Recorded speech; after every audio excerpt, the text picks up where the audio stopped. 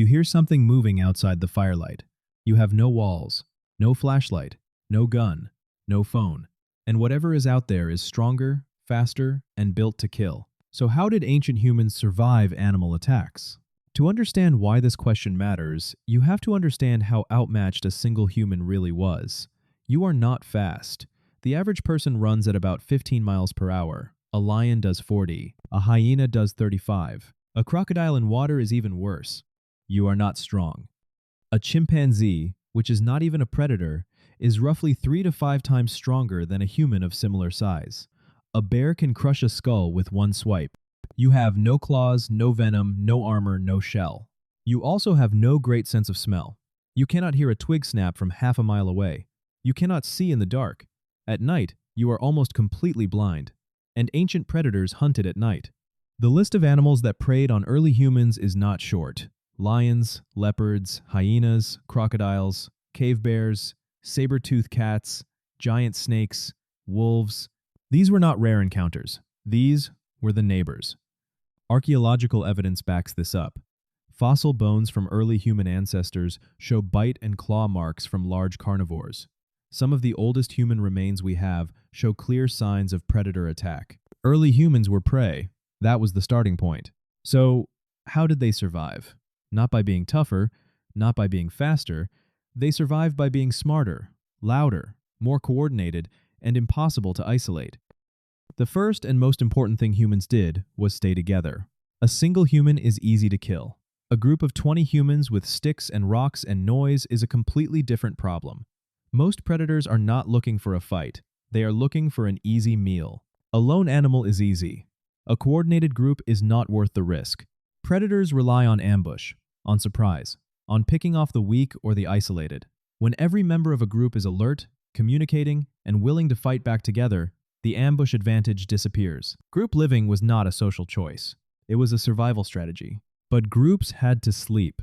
And sleeping is the most dangerous time. Every animal in the group closes its eyes. Awareness drops. Reaction time drops. A predator that approaches at 3 in the morning faces the most vulnerable version of your group. The solution was fire. Fire was one of the most important anti-predator tools in human history. Most large animals are afraid of fire. They will not approach it. A fire at the edge of camp meant that anything closing in from the dark had to cross a barrier it instinctively avoided. Fire also provided light. It destroyed the predator's most powerful advantage, which is darkness. In the dark, you are helpless. With fire, you can see the eyes reflecting at the tree line. You can see what is coming. You can prepare. Fire also meant warmth, which allowed humans to sleep in exposed, elevated areas. A rocky cliff ledge or a hillside is safer than the flat valley floor where predators hunt. Heat made it possible to survive nights in those colder, higher, more defensible positions. Beyond fire, humans used weapons. Early spears, pointed sticks, and thrown rocks gave humans something almost no other prey animal has: range. You can hurt something without getting close to it. A lion has to bite you. You can stab a lion from 3 meters away. Throwing was a critical adaptation. Humans are uniquely good throwers compared to other primates. A well-thrown rock at high velocity is a serious threat. A group of humans throwing rocks together creates a wall of projectiles that even a large predator will retreat from. Noise was also a weapon. Humans could yell, bang objects together, and make coordinated loud sounds.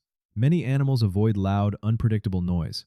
It signals danger, commotion, potential injury. A group of screaming humans banging sticks is not a calm, easy target. Humans also learned to read the landscape.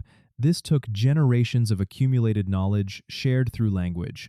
Avoid the waterhole at dawn because that is when the crocodiles are most active. Do not camp in low clearings that channel predator movement. Sleep with your back against something solid so nothing can come from behind. They learned animal behavior. They knew which predators hunted alone and which hunted in packs. They knew which sounds meant a warning and which meant a direct threat. They knew which sense meant a predator was nearby. This knowledge lived in the group and passed down through memory and story. Children and elderly were moved to the center of the sleeping group. The strongest adults slept at the edges. This was not random. It was deliberate protection architecture, built from knowing exactly how an attack would arrive. Fire watches were likely maintained through the night. Not everyone slept at the same time.